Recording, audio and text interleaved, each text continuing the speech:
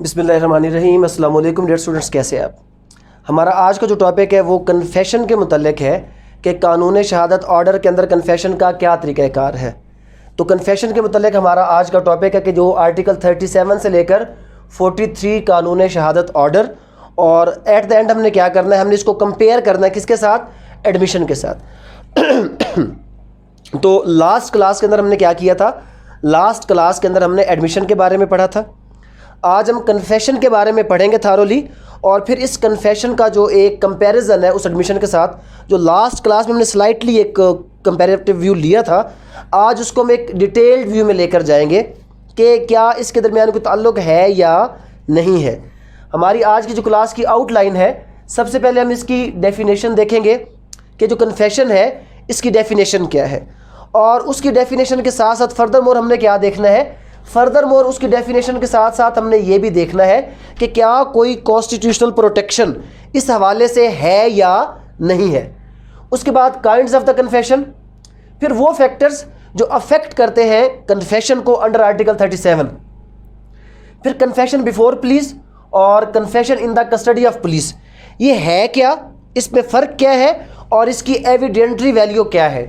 उसके बाद एडमिसिबिलिटी, कि जो पुलिस अपने उसके दौरान जब किसी से कन्फेस करवाती है या कोई इंकशाफ करवाती है, तो वहाँ से जब वो पुलिस कोई चीज़ रिकवर करती है तो उसकी कितनी एडमिसिबिलिटी है।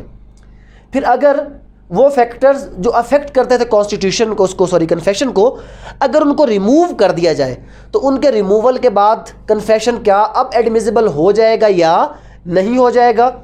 फिर उसके बाद अगर कोई आपका कन्फेशन सिक्रेसी के प्रॉमिस के साथ हो, नशे की हालत में हो, तो उसकी क्या अहमियत है, वो रेलेवेंट है या इररेलेवेंट है। और फर्दर मोर जॉइंट ट्रायल, एक से ज़्यादा लोग अगर किसी मुकदमे में है और कोई एक शख्स कन्फेशन करता है तो वो कन्फेशन उसकी क्या अहमियत है, उसके बारे में पढ़ेंगे। फिर डिलेड कन्फेशन, अगर कन्फेशन डिले के साथ किया जाए, लेटर स्टेजेस पर किया जाए, इनिशियल स्टेजेस पर नहीं किया जाए, तो उससे क्या कोई कन्फेशन पे फ़र्क पड़ता है या नहीं पड़ता। और in the same way retracted confession, what is meant by retracted confession, कि अगर कोई शख्स कन्फेशन करके मुकर जाए तो क्या कोई इधर एस्टॉपल का कंसेप्ट है या नहीं, वो। और एट द एंड कन्फेशन का कंपैरिजन करेंगे, किसके साथ हम करेंगे? एडमिशन के साथ करेंगे। ये हमारे आज का जो टॉपिक है उसको आउटलाइन है। Just a minute.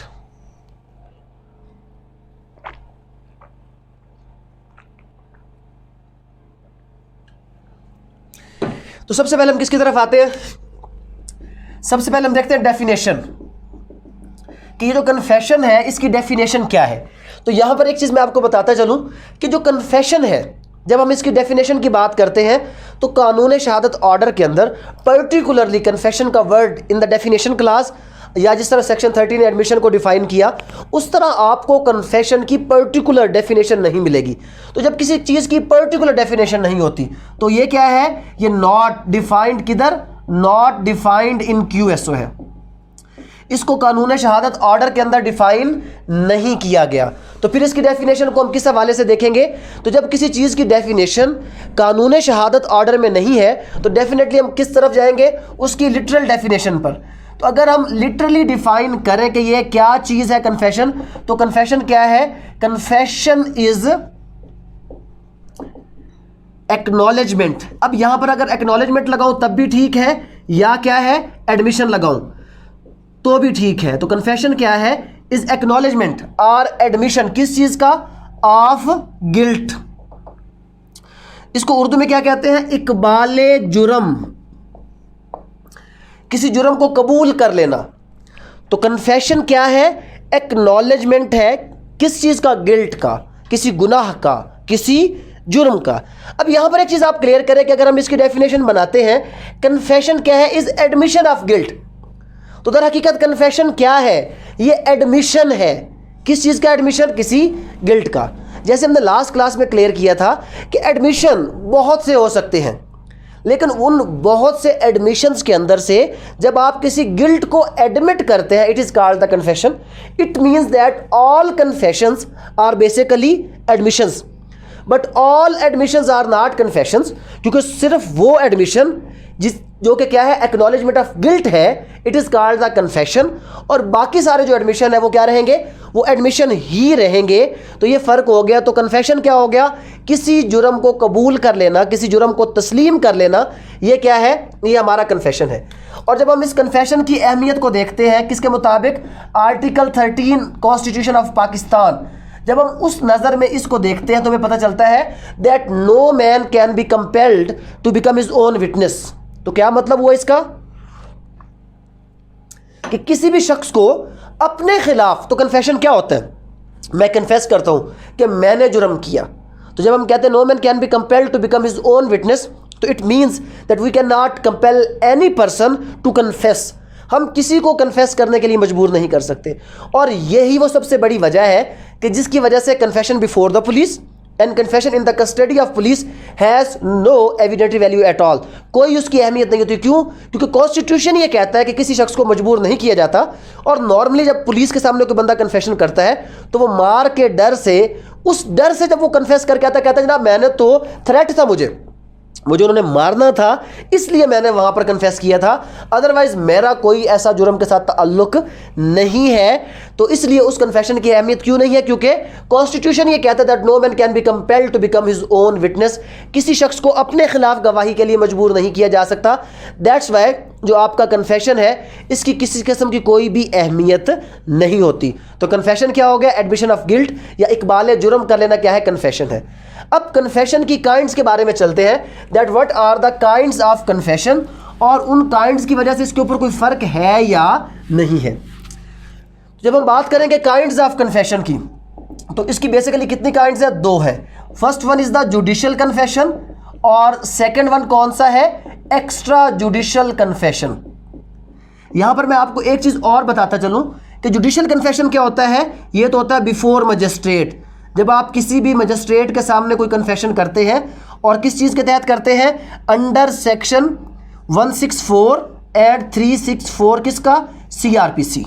और extra judicial confession all other confessions, all other confession कहाँ कहाँ पर हुए आपके? अदर देन मजिस्ट्रेट, चाहे वो आपने पुलिस को दिया, चाहे आपने वो डॉक्टर को दिया, चाहे किसी भी XYZ को दिया, all other confessions are called the extra judicial confessions.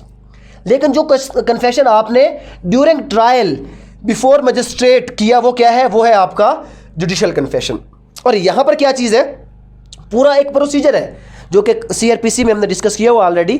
वहाँ पर लेक्चर मौजूद होगा कन्फेशन के मुतालिक, recording of confession, that what is the procedure of recording of the confession, कि जिसमें यह चीज़ है कि जब भी कोई प्रोसीजर कोई कन्फेशन रिकॉर्ड करेगा वो उस बंदे से पूछेगा कि भाई साहब आप मुझे जानते हो, मैं मजिस्ट्रेट हूँ और आप मेरे सामने क्या करने आए हो? कन्फेशन करने आए हो।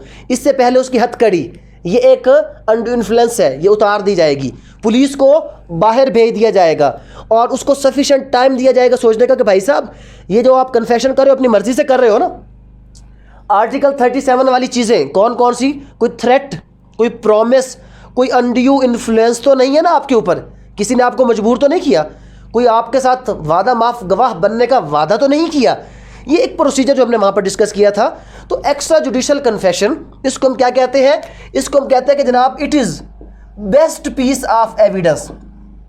ये बेस्ट पीस ऑफ एविडेंस क्यों है? इसलिए है क्योंकि ये फॉर्मेलिटी जब इसमें फॉलो की जाती है और एक ऑनरेबल कोर्ट का एक मेंबर इसको जब वो रिकॉर्ड करता है, that's why is called the best piece of evidence, whereas the extra judicial confession is weakest piece. वो बेस्ट है और ये वीकेस्ट पीस ऑफ एविडेंस है, इसकी एविडेंटरी वैल्यू कोई नहीं है और ये बेहतरीन जो है वो एविडेंस के तौर पर इस्तेमाल किया जा सकता है। लेकिन इससे पहले हमने एडमिशन में क्या देखा कि एडमिशन अदालत में हो, अदालत से बाहर हो, जैसा भी हो, एडमिशन एडमिशन होता है। जैसे हमारे बलूचिस्तान में है ना कि डिग्री डिग्री होती है, चाहे असली हो चाहे जाली, तो एडमिशन एडमिशन होता है चाहे जहाँ पर भी किया जाए। बट कन्फेशन जो आपका जुडिशियल कन्फेशन है, जो कि सेक्शन 164, 364 इसके मुताबिक मजिस्ट्रेट रिकॉर्ड करता है during trial, best piece of evidence होता है। और एक्स्ट्रा जुडिशियल बाकी तमाम कन्फेशन पुलिस के सामने, डॉक्टर के सामने, किसी और शख्स के सामने, कहीं पर भी जो आपका कन्फेशन होगा वो वीक होगा, उसकी अहमियत नहीं होगी। लेकिन जो आपका होगा कन्फेशन बिफोर मजिस्ट्रेट, ये क्या होगा? ये बेस्ट पीस ऑफ एविडेंस होगा। तो कितनी काइंड्स होगी कन्फेशन की? 2 काइंड्स हो गई, एक हो गया जुडिशियल और एक हो गया एक्स्ट्रा जुडिशियल कन्फेशन। अब हम इससे थोड़ा सा आगे फर्दर मूव करते हैं कि आर्टिकल 37 जो कि फर्स्ट आर्टिकल है इन दिस रिगार्ड, कन्फेशन के मुतल्लिक, थोड़ा सा उसका व्यू लेते हैं। अब आर्टिकल 37 हमें क्या बताता है? जो आपका आर्टिकल 37 है वो हमें क्या बताता है? वो कुछ फैक्टर्स बताता है। कौन से फैक्टर्स? Factors affecting confession. वो बताता है कि यार कुछ चीज़ें ऐसी हैं कि अगर कन्फेशन में आ जाए तो ये इररेलेवेंट हो जाता है। कौन कौन सी चीज़ें? अनड्यू इन्फ्लुएंस अगर उसमें आ गया, और उसके बाद क्या चीज़ उसमें आ गई? उसमें थ्रेट आ गया, और थ्रेट के बाद उसमें क्या आ गया? प्रॉमिस। तो अगर कोई कन्फेशन अनड्यू इन्फ्लुएंस, अपनी पोजीशन का नाजायज़ फ़ायदा उठाकर, अगर कोई कन्फेशन अपनी पोजीशन का नाजायज़ फ़ायदा उठाकर किया जाए तो उसकी किसी किस्म की कोई भी एविडेंटरी वैल्यू नहीं है। इन द सेम वे अगर कोई आपको डरा कर धमका कर कन्फेशन कराए उसकी भी अहमियत नहीं है। जो पुलिस है वो थ्रेट देती है मार पीट का, इस वजह से पुलिस के सामने किया गया कन्फेशन उसकी कोई भी अहमियत नहीं होती। और अगर कोई आपसे प्रॉमिस कर ले कि भाई तुम ये कन्फेशन कर लो मैं तुम्हें बचा लूँगा, जैसे क्या हुआ कि जनाब नवाब साहब और उसका नौकर गाड़ी चला रहे थे, नवाब साहब गाड़ी चला रहे थे, नौकर साथ बैठा हुआ था, कोई एक्सीडेंट हो जाता है, कोई कत्ल हो जाता है, तो नवाब साहब क्या कहते हैं? कहते कि यार तुम संभालो, तुम अपने सर पर ये कत्ल ले लो, मैं वादा करता हूँ कुछ नहीं होगा, मैं तुम्हें बचा लूँगा। अब वो बेचारा इस वजह से कन्फेशन करता है कि मुझे वो बचा लेगा। कल को जब उसको पता चलता है कि बचने की कोई उम्मीद नहीं है, तो वो अगर लेटर स्टेज पर जाके कन्फेशन करता है तो डिलेड कन्फेशन, उससे कन्फेशन पे फ़र्क नहीं पड़ता, बट वो बताता है कि जनाब मेरा कन्फेशन तो था प्रॉमिस की वजह से, otherwise I haven't committed any offence. तो जब किसी कन्फेशन में ये चीज़ आए that it was made because of the promise और थ्रेट और अनड्यू इन्फ्लुएंस, तो ये तीन फैक्टर्स हैं विच रेंडर द कन्फेशन इररेलेवेंट। और जब वो इररेलेवेंट हो जाता है तो हमने पहले पढ़ा है कि क्या पढ़ा है रेलेवेंसी इफेक्ट के अंदर कि irrelevant facts need not to be proved. तो जब वो इररेलेवेंट हो गया it needs not to be proved, तो इसको सबूत के तौर पर भी नहीं लाया जा सकता और इसकी एविडेंटरी वैल्यू खुद ब खुद क्या हो गई? ख़त्म हो गई। तो कन्फेशन में अगर तीन फैक्टर अनड्यू इन्फ्लुएंस, थ्रेट और प्रॉमिस आ जाए इसकी कोई अहमियत नहीं रहती। फिर अक्सर जो लोग कंफ्यूज होते हैं वो आर्टिकल 38 और आर्टिकल 39, यहाँ पर थोड़ा सा इशू आता है 38 और 39 के अंदर। 38 क्या है? ये है दर हकीकत कन्फेशन है ये भी, लेकिन ये क्या है? कन्फेशन बिफोर पुलिस है। And what about 39? ये भी कन्फेशन है, लेकिन कौन सा कन्फेशन है? ये कन्फेशन है इन कस्टडी ऑफ पुलिस। अब सवाल ये उठता है that either there is any difference in confession before police और in custody of the police. तो confession before police, confession before police कैसे होता है? कन्फेशन बिफोर पुलिस आपका कुछ इस तरीके से होता है कि जब कोई भी शख्स, और ये जो लोग ऑनलाइन मेरे साथ चल रहे हैं ये जो इस वक्त है, तो कल से मैं किसी बंदे को ना मैं 5 मिनट के बाद मीटिंग क्लोज कर दिया करूँगा।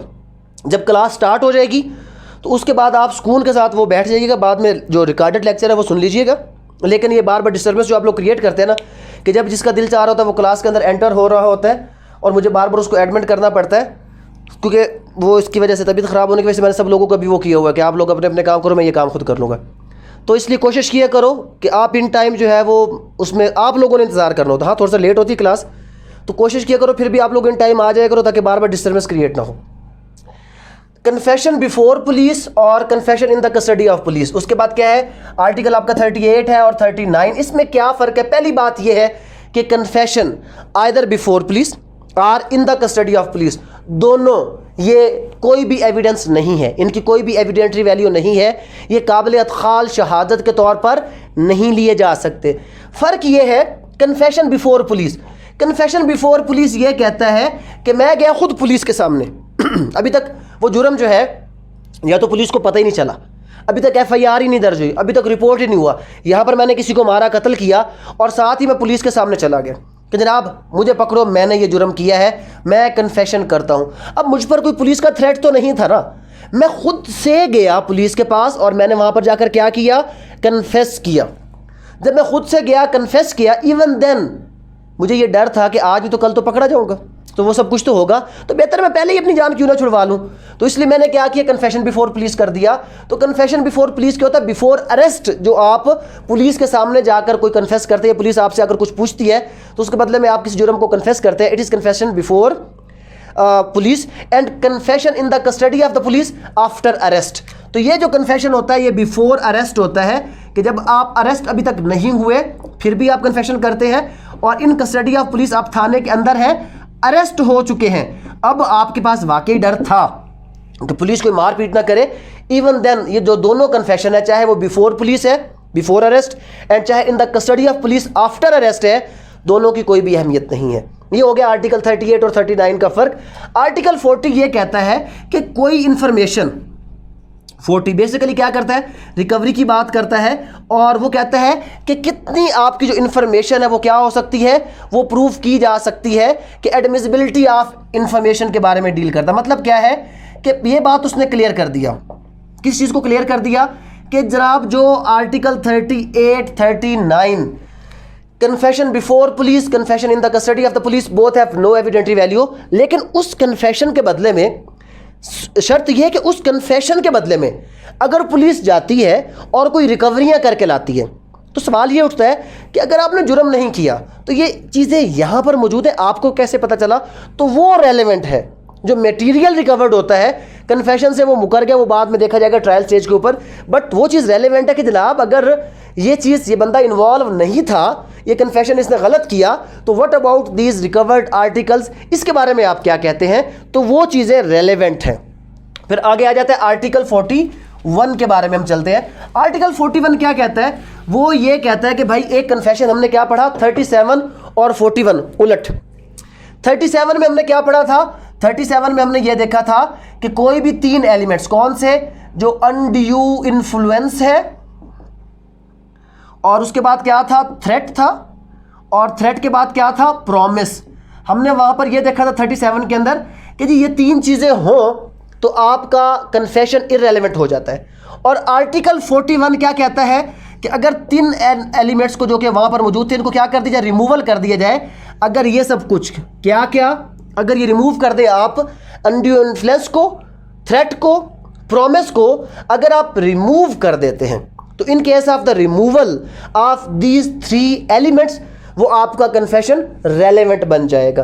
तो अगर ये 3 चीज़ें रिमूव हुई तो कन्फेशन क्या हो गया? आपका रेलेवेंट हो गया। और ये कन्फेशन के रेलेवेंट होने का बात हमें किसने कर दिया?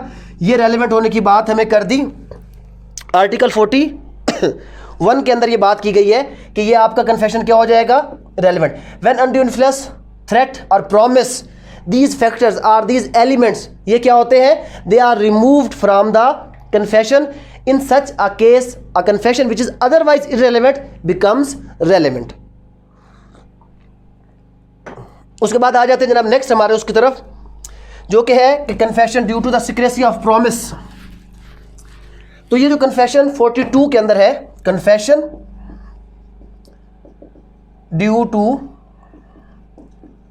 सीक्रेसी ऑफ प्रॉमिस, और ये कौन सा हमारा आर्टिकल है? ये हमारा आर्टिकल है 42, जो ये कहता है कि कोई शख्स इस बात पर किसी कन्फेशन को इररेलेवेंट नहीं करार दे सकता कि जी इसने तो मुझसे वादा किया था, मैंने इसको बताया था और इसने कहा था कि नहीं जी मैं किसी और को नहीं बताऊंगा, या मैंने तो नशे की हालत में कन्फेशन किया था। लेकिन शर्त यही है कि ऐसे कन्फेशन इफ़ दे आर कोरोबोरेटेड तो वो रेलेवेंट है। तो रेलेवेंट का मतलब ये नहीं होता कि रेलेवेंट हुआ तो डायरेक्ट सजा होगी, नहीं, पहले वो रेलेवेंट हुआ, उसके ऊपर एविडेंस आया, कोरोबोरेशन होगी, तो फिर उसके बाद क्या होगा? हम यहाँ पर सिर्फ क्या डिस्कस कर रहे हैं कि एविडेंस किस सूरत में रेलेवेंट है और किस सूरत में क्या है? इररेलेवेंट। तो पहले जब कोई भी चीज़, कोई भी एविडेंस रेलेवेंट बनेगा, अब इसके ऊपर फर्दर शहादत कॉल की जाएगी। जब फर्दर शहादत कॉल की जाएगी तो प्रोसेस यहाँ से आगे फ्लो करेगा। तो उसको पहले रेलेवेंसी में लेकर आने के लिए हम लोग पढ़ रहे थे। और आर्टिकल 43 बहुत इंपॉर्टेंट है, थोड़ा सा आप इसको समझे। और आर्टिकल 43 क्या कहता है? वो कहता है कन्फेशन, किस चीज़ का confession? Confession in joint trial. What is meant by confession in joint trial? वो ये कहता है कि जनाब A, B, C, D multiple लोग हैं जिन्होंने कोई जुर्म किया, कोई कत्ल किया है, और A कहता है कि हमने कत्ल किया। तो इस A के बयान पर जबकि लिखा क्या है? हमने, तो A ये कह रहा है कि हमने मतलब मैंने B, C, D के साथ मिलकर ये कत्ल किया है। तो अब क्या, अगर हम आर्टिकल 16 को पढ़ें तो ये क्या है? अकम्प्लिस है। तो अकम्प्लिस के बयान पर बाकी लोगों को सज़ा दी जा सकती है। बट जब हम इस चीज़ को छोड़कर 43 में लाते हैं तो 43 में क्या कहता है? कहता है कि अगर कोई शख्स कहे कि हमने कत्ल किया, हमने कत्ल किया, तो ये ओनली कन्फेशन किसका है? ये ओनली है कन्फेशन किसके लिए? कन्फेशन फॉर ए, सिर्फ इसकी बेस पर ए को सजा हो सकती है। Then what about B C D? तो बी सी डी को सजा नहीं हो सकती, बट इसको काउंट किया जाएगा। क्या किया जाएगा? Circumstantial evidence. तो जब सर्कमस्टांशियल एविडेंस है तो it means punishment can not be based upon the circumstantial evidence, but corroboration के लिए उसको इस्तेमाल किया जा सकता है कि फर्दर अगर कॉरोबोरेशन भी हो जाती है तो तब आप बी सी डी को भी सजा दे सकते हैं। अदरवाइज अगर कन्फेशन ए करता है कि हमने कत्ल किया, तो अकॉर्डिंग टू आर्टिकल 43 कन्फेशन क्या है? सिर्फ अपनी जात का होता है। ये पॉइंट मैंने आपको पहले भी क्लियर किया, अभी चल के आगे मैं आपको डिफरेंस में भी क्लियर करता हूं कि कोई भी शख्स सिर्फ अपनी जात का कन्फेशन कर सकता है। अगर मैं इवन ये भी कहता हूं कि हमने कत्ल किया, it is only confession for me, not for हम, नॉट फॉर वी। तो बाकी लोगों के लिए सर्कमस्टांशियल एविडेंस है और मेरे लिए ये क्या है? ये एक एविडेंस है कि जिसकी बेस पर मुझे सजा मिल सकती है। ये क्या है कि अगर कन्फेशन होता है जॉइंट ट्रायल में, कि जब एक या एक से ज्यादा लोग किसी मुकदमे में होते हैं और कोई एक शख्स क्या करता है, कोई एक शख्स अगर ये कर लेता है, कुछ चीज को एडमिट कर लेता है, कहता है कि जनाब कन्फेस करता है कि हाँ मैंने ये जुर्म किया है, तो उसी शख्स को सजा मिल सकती है, बाकी लोगों को सजा नहीं मिलेगी। बट सर्कमस्टांशियल एविडेंस होगा और उसकी फर्दर कॉरोबोरेशन होगी, और फर्दर कॉरोबोरेशन के बाद उनको सजा अगर होगी तो होगी, अदरवाइज इस बात पर उनको सजा नहीं हो सकती जनाब। अब आगे चलते हैं किस चीज़ के ऊपर, कि आपका डिलेड कन्फेशन, मतलब अगर कोई कन्फेशन लेटर स्टेजेस पर किया जाए तो वो क्या चीज़ है, और रिट्रैक्टेड कन्फेशन के बारे में थोड़ा सा पढ़ते हैं कि ये क्या चीज़ है। एक कंसेप्ट अभी हम देखते हैं डिलेड कन्फेशन, वो क्या चीज़ होती है, और एक कंसेप्ट अभी हम देखेंगे इसके बाद फर्दर क्या देखेंगे। डिलेड कन्फेशन को हम किसके हवाले से देखेंगे? 2001 PCRLJ और उसका पेज है 1402। और साथ ही हम किसको देखेंगे? साथ हम देखेंगे रिट्रैक्टेड कन्फेशन को, और रिट्रैक्टेड कन्फेशन को हम किसके हवाले से देखेंगे? रिट्रैक्टेड कन्फेशन के लिए भी हमें एक केस ला है हमारे पास, और वो क्या है? 1989 PCRLJ और उसका पेज है 574। तो डिलेड कन्फेशन, तो डिलेड कन्फेशन का क्या है कि अगर कन्फेशन रिमूवल ऑफ 37 के फैक्टर्स, कौन से? कि इसमें अगर अनड्यू इन्फ्लुएंस नहीं है, थ्रेट नहीं है और प्रॉमिस नहीं है, तो देयर इज नो डिफरेंस कि वो किस भी स्टेज पर किया जा सकता है। तो डिलेड कन्फेशन भी क्या होता है? ये रेलेवेंट होता है। कोई कन्फेशन इस वजह से इररेलेवेंट नहीं हो जाएगा कि जनाब ये तो डिले है इसके अंदर, इस बंदे ने पहले क्यों कन्फेशन नहीं किया, ये अब जनाब जब मुकदमा पूरा हो गया तो अब बाकी ये कन्फेशन कर रहा है। इससे कन्फेशन पर कोई भी फर्क नहीं पड़ता। What is meant by retracted confession? Retract कर जाना, मुकर जाना, अपनी बात करके कन्फेशन करके मुकर जाना। अच्छा, जो पुलिस वाला कन्फेशन वो तो बंदा जाकर ट्रायल कोर्ट के सामने मुकरा, किस्सा ही ख़त्म हो गया। अब अगर कोई शख्स बिफोर कोर्ट कन्फेशन करता है और फिर उस कोर्ट के उसी जिसके सामने कन्फेशन किया था फर्दर स्टेजेस पर जाकर रिट्रैक्ट कर लेता है, मुकर जाता है, या अपीलेट स्टेज पर जाकर मुकर जाता है, तो अब क्या होगा? क्या अब वो कन्फेशन उसकी अहमियत है या नहीं है? तो पहली बात यह है कि कन्फेशन से रिट्रैक्ट किया जा सकता है। वाई? इसलिए कि confession is a conclusive proof. अब ये चीज़ हमने वहाँ पर भी कंपैरिजन में क्लियर करनी है कि एडमिशन इज नॉट कंक्लूसिव, कल भी हमने कहा था, और कन्फेशन क्या है? ये कंक्लूसिव है। कंक्लूसिव का मतलब क्या होता है? हतमी, कि इसके बाद कोई एविडेंस की ज़रूरत नहीं है, बस कन्फेशन हुआ, इस शख्स को क्या करो? सजा दे दो। तो दैट्स वाई रिट्रैक्ट किया जा सकता है। तो फिर अगर वो रिट्रैक्ट करेगा तो क्या कहेगा कि जी मुझे तो वादा किया गया था, मेरे बच्चे फलां शख्स के कब्जे में थे, उसने कहा कि अगर तुमने कन्फेशन नहीं किया तो मैं तुम्हारे बच्चों को नुकसान पहुंचाऊंगा। हुजूर, अब मेरे बच्चों की जान कहीं बची है, उनको मैंने सेफ प्लेस पर पहुंचाया है, तो मैं आपको बता रहा हूं मैंने ऐसा कोई भी जुर्म नहीं किया। तो इस सूरत में एक बंदा अपना कन्फेशन उससे रिट्रैक्ट कर सकता है। तो अब सवाल ये उठता है, क्या ना punishment B based upon the retracted confession? तो आपका 1989 PCRLJ 574 ये कहता है कि द पुनिशमेंट, लेकिन यहां पर लफ्ज क्या आ गया? मे आ गया। The punishment may be based किसके ऊपर? Upon retracted confession. कब? क्या हो सकता है? यस, हो सकता है।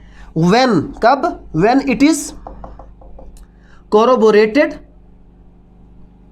With other material facts. जब ये अदर मटेरियल फैक्ट्स के साथ इसको क्या किया जाएगा? कॉरोबोरेट कर लिया जाएगा किसी भी आपके कन्फेशन को तो उस वक्त ये कन्फेशन क्या हो जाएगा, ये कन्फेशन अदर मटेरियल फैक्ट्स के साथ कोरोबोरेट होने के बाद अगर आप मुकर भी जाते हैं बट आपकी बताई हुई सारी बातें सच हो जाती है, तो इट मीन्स कि अब आपके मुकरने का फ़ायदा नहीं है। बट जनरली जब कोई शख्स अपने कन्फेशन से रिट्रैक्ट कर लेता है तो उस रिट्रैक्ट करने के बाद उसको सज़ा नहीं दी जा सकती। तो जनरली कन्फेशन अगर कोई शख्स रिट्रैक्ट करेगा तो सज़ा नहीं होगी। बट इस आपके जो है 1989 PCRLJ 574 पेज, इसके मुताबिक कन्फेशन अगर आप रिट्रैक्ट भी कर ले बट वो कोरोबरेट हो जाए तो उसके ऊपर सज़ा बेस कर सकती है। तो ये हमारा क्या था, कन्फेशन का हमने जनरल पढ़ा। अभी हम इसके साथ जब कंपैरिजन ड्रा करेंगे एडमिशन और कन्फेशन का तो हमारे सारी जो चीज़ें हैं वो क्या होती जाएंगी, वो उनका एक रिवीजन भी होता जाएगा कि एडमिशन और कन्फेशन उसमें क्या क्या फ़र्क है और क्या फ़र्क नहीं है। तो अभी हम देखते हैं डिफरेंस, किसका डिफरेंस, एक एडमिशन कि एडमिशन क्या चीज़ है और उसके बाद क्या था, उसके बाद हम देखते हैं कन्फेशन क्या चीज़ है। जो आपका एडमिशन है वो 30 से लेकर 36 QSO और 45, और ये क्या है 37 से लेकर 43। तो सबसे पहले तो रेलेवेंट प्रोविजंस ये अलग अलग है। उसके बाद आपका जो एडमिशन है ये क्या चीज़ था, ये कंसेप्ट हमने पढ़ा है कि नॉर्मली सिविल जस्टिस, और ये क्या है, ये आपका क्रिमिनल जस्टिस का है। उसके बाद क्या है कि यहाँ पर नो डिफरेंस, किस चीज़ का डिफरेंस, कि कोई भी एडमिशन आपका बिफोर कोर्ट है तब भी वैसा है, कोई फ़र्क नहीं है, और अदर है तब भी फ़र्क नहीं है। बट यहाँ पर हमने कहा कि कन्फेशन की कितनी काइंड्स हैं, इसकी काइंड्स है 2। जुडिशल वो क्या है, वो बेस्ट पीस ऑफ एविडेंस है, और जो एक्स्ट्रा जुडिशल है वो क्या है, वो वीकेस्ट पीस ऑफ एविडेंस है। जबकि एडमिशन चाहे वो बिफोर कोर्ट है अदर देन कोर्ट है, कोई भी फ़र्क उसके ऊपर नहीं पड़ता। फिर हमने 43 के मुताबिक क्या देखा कि ये सिर्फ एक्सप्रेस होता है। एक्सप्रेस का मतलब क्या है कि वन सेल्फ के लिए, कोई आप किसी और के लिए नहीं कर सकते। लेकिन ये एक तो क्या होता है, ये एक्सप्रेस भी होता है और ये इम्प्लाइड भी होता है, खामोशी के ज़रिए से भी होता है, और ये थर्ड पर्सन भी कर सकता है रेफर्ड पर्सन की सूरत में। लेकिन ये सिर्फ एक्सप्रेस होगा, और कोई शख्स अपने लिए जब कन्फेशन करेगा तो वो कन्फेशन होगा, किसी और शख्स के लिए कन्फेशन नहीं हो सकता। फिर हमने मज़ीद क्या देखा, लास्ट अभी हमने देखा कि ये रिट्रैक्ट हो सकता है, और ये क्या है, ये एस्टॉपल है। हमने आर्टिकल 45 में पढ़ा कि जनाब admission acts as an estoppel, 45 ने कहा, और आर्टिकल 43 ने क्या कहा कि जनाब उसमें क्या किसी और, वो तो इसकी बात कर रहा था वन सेल्फ के लिए, 43 इसके लिए था। बट हमने फर्दर एक केस ला के हवाले से देखा कि आप कन्फेशन से क्या कर सकते हैं, रिट्रैक्ट कर सकते हैं। बट आपका जो एडमिशन है वो एस्टॉपल हो जाता है, उससे मुकरना वापस फिरना पॉसिबल नहीं है। फिर हमने क्या कहा कि ये एडमिशन तो नॉट कंक्लूसिव है, मतलब किसी एक, अगर आप केस में कोई एडमिशन करते भी हैं तो उससे केस पे ख़ास फ़र्क नहीं पड़ता, बट ये कंक्लूसिव है, मतलब ये हतमी है कि जब कोई कन्फेशन आ जाता तो उसके बाद फर्दर सज़ा ही रह जाती है, कुछ और नहीं रह जाता। लेकिन जब हमने पढ़ा कि सिविल जस्टिस में हम क्या करते हैं, कोई प्लेट आती है उसको हम एडमिट करते हैं कि जी एडमिट एडमिट एडमिट, उसके बावजूद कोई मैटर इन कंट्रोवर्सी आता है और उसके ऊपर मुकदमा चलता है। लेकिन यहाँ पर ऐसा नहीं होता।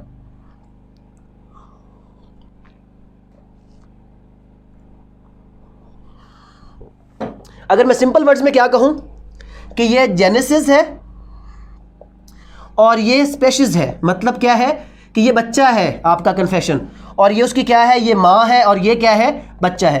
क्योंकि हर कन्फेशन पहले क्या होता है, एडमिशन होता है, और हर एडमिशन कन्फेशन नहीं होता। तो इस चीज़ की बेस पर हम ये कह सकते हैं that all the confessions are admissions but all the admissions are not confession. तो कन्फेशन के बारे में आज हमने क्या देखा है कि कन्फेशन क्या चीज़ है, कि इकबाल जुर्म करना, एडमिशन ऑफ गिल्ट कर लेना। तो जब कोई शख्स किसी जुर्म को तस्लीम कर लेता है किसी प्रोसीडिंग के अंदर, तो ये आपका क्या कहलाता है, कन्फेशन। अगर ये during proceeding, during trial before magistrate था तो आपका judicial confession, best piece of evidence. Other than court था, कहीं पर भी था, तो वो वीकेस्ट पीस ऑफ एविडेंस था। तो आर्टिकल 38, 39 चाहे बिफोर पुलिस था चाहे इन the custody of the police था, कोई भी एविडेंटरी वैल्यू नहीं है।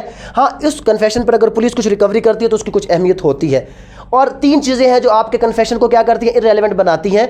कौन कौन सी, सबसे पहली कौन सी चीज़ थी, अनड्यू इन्फ्लुएंस, थ्रेट और प्रॉमिस। और अगर इन तीनों चीज़ों को रिमूव कर दी जाए तो आपका कन्फेशन क्या हो जाता है, वो एक रेलेवेंट बन जाता है, उसकी एडमिसिबिलिटी में इजाफा हो जाता है। और in the same way delayed confession का कोई फ़र्क नहीं है। हाँ, कन्फेशन से रिट्रैक्ट किया जा सकता है, बट रिट्रैक्टेड कन्फेशन पर भी, पुनिशमेंट पर भी लाजमी नहीं, लेकिन हो सकती है अगर ये कॉरोबोरेट कर दिया जाए with the other material facts. ये था हमारा कन्फेशन के बारे में। अगर इस हवाले से कोई भी क्वेश्चन हो तो आप लोग मुझसे पूछ सकते हैं। नेक्स्ट लेक्चर के अंदर इंशाल्लाह हम जो कुछ चीज़ें रहती है, डाइंग डिक्लेरेशन वगैरह, उनके बारे में देखेंगे। आज तक के लिए आप लोगों के लिए इतना ही। अल्लाह हाफिज़, अस्सलाम वालेकुम।